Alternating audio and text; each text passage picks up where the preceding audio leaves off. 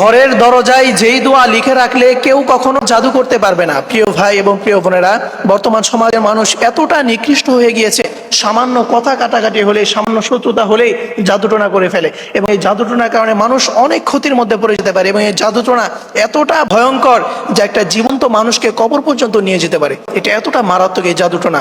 এবং অনেক মেয়ে আছে দেখবেন এই জাদুটোনা করে তাদের বিবাহ বন্ধ করে রাখে, অথচ এটা তারাও জানে না।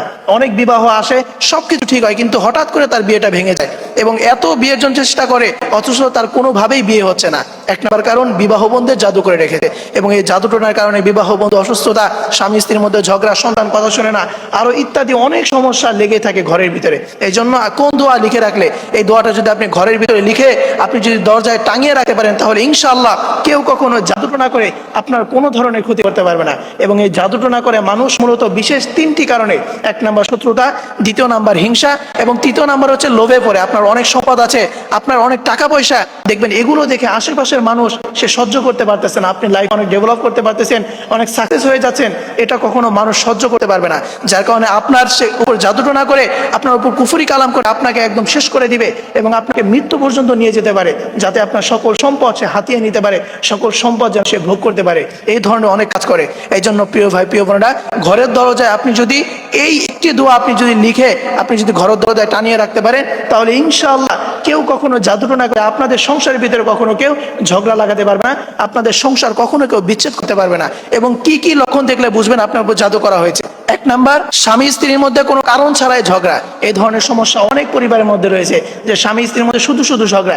একটা ভালো কথা বলেও ঝগড়া লাগে, আর খারাপ কথা বললেও ঝগড়া লাগে, মানে কোনো কারণ ছাড়া, যেই ঝগড়ার কোনো কারণ নাই। এর এক নাম্বার সমস্যা হচ্ছে যে আপনাদের সংসারের ভিতরে সংসার বিচ্ছেদের জাদু করা হয়েছে। এবং দ্বিতীয় নাম্বার হচ্ছে মাথা ব্যথা, সবসময় কেমন যেন মাথা ভার হয়ে থাকে, এবং মাথা হালকা চিনচিন করে ব্যথা করে। এই ধরনের সমস্যা যদি থাকে, তাহলে মনে করবেন যে আপনার উপর জাদু করা হয়েছে। এবং তৃতীয় নাম্বারে, নামাজ রোজা কোনো ইবাদতেই মজা লাগে না। আপনি নামাজ পড়তেছেন কিন্তু নামাজের ভিতরে কোনো মজা পাচ্ছেন না। আপনি ইবাদত করতেছেন, রোজা রাখতেছেন, অথচ কোনো কিছুর ভিতরে আপনার কোনো মজা পাচ্ছেন না। এই ধরনের সমস্যা যদি হয়, এক নাম্বার হচ্ছে আপনার যদি স্বামী স্ত্রীর মধ্যে ঝগড়া হয় কারণ ছাড়া, এবং দ্বিতীয় নাম্বার মাথা ব্যথা, এবং তৃতীয় নাম্বার কোনো ইবাদতে মজা না পাওয়া।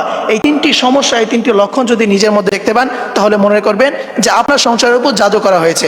এই জন্য প্রিয় ভাই, প্রিয় বোনেরা, যেই দোয়াটা ঘরে দরজায় লিখে রাখলে কেউ কখনো আপনাদের সংসারের ভিতরে কখনো জাদুটোনা করতে পারবে না। আপনি সর্বপ্রথম আয়াতুল কুরসি লিখবেন, একটা কাগজের ভিতরে আপনি আয়াতুল কুরসি লিখবেন। এরপরে আপনি সূরা ফালাক এবং সূরা নাস আপনি লিখবেন।